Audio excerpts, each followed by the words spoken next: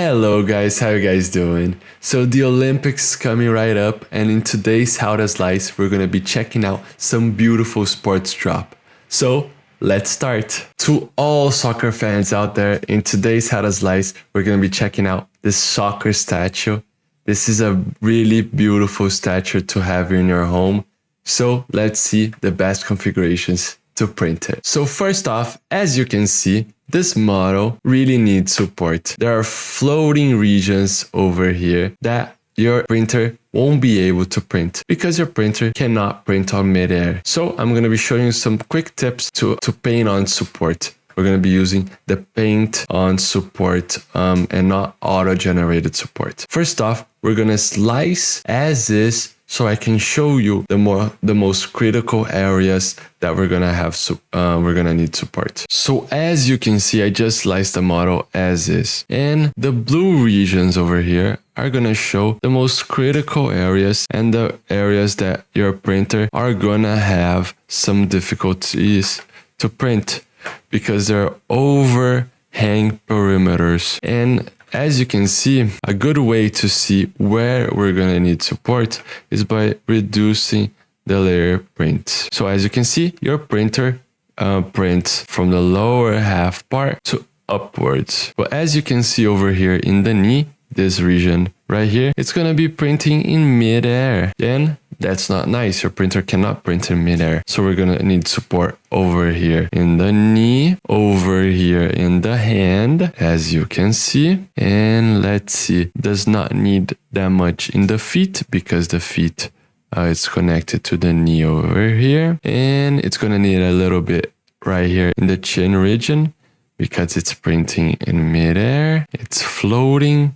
And the hand does not need any support. Okay, so we're gonna be painting on support. Let's go back to the editor's view. So let's select a model and go to paint on support. Over here, let's just increase the highlight and overhang by angle. It's gonna show there's a visual representation of where are most overhangs. So it turns into blue the regions that are more critical. And over here in brush size, this will determine the size of this darkened dot over here. It's where it's used to paint on the support. So we're gonna paint on some support right here in the chin of the soccer player. Over here in the knee, it's a crucial part where you can select a little bit of these regions right here. Over here in the knee and the hand. The hand is a floating region and it needs support. So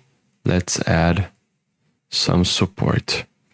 So as you can see, the hand will be supported and it's going to print all the arm until it connects. So as you can see, there's a long way for the printer to print this arm by connecting. So I'm going to add just a little bit of support over here so the arm doesn't fall while it's printing. Okay, so as you can see, let's add a little bit over this leg just to make sure. It's better safe than sorry, right? And over here in the arm, as you can see, your printer can print this arm without any support, but we're gonna be adding some support over here just so the printer does not the arm does not fall off while it's printing, but it can be printed. So I'm just gonna add a little bit of the wrist too, because he's got a really tiny wrist and sometimes the hand can have some failed parts.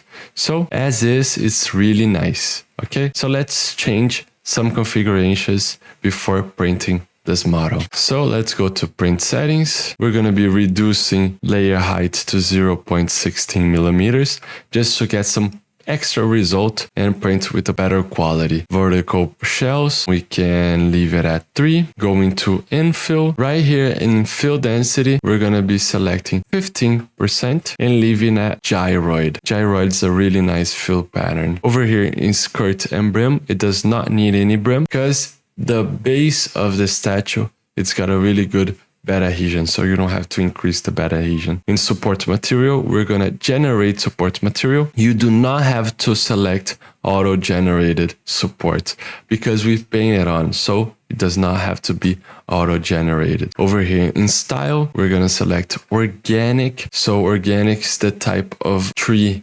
It builds branches to connect the model and make it stable. Over here in top content Z distance, you can leave it at 0.2. Same on top. One feature that's nice changing is pattern spacing. You can increase to 3 millimeters, and in top interference layers, you can be reducing down to 2, so it's easier to remove.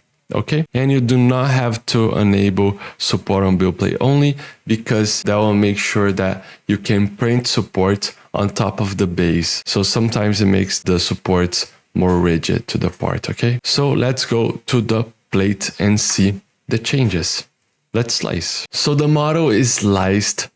Sometimes I do recommend slowing down the speed to 50, 60 millimeters a second in the print settings, just to make sure that the arm over here doesn't fall off or have any fails. But this is nice. The configurations are perfectly fine.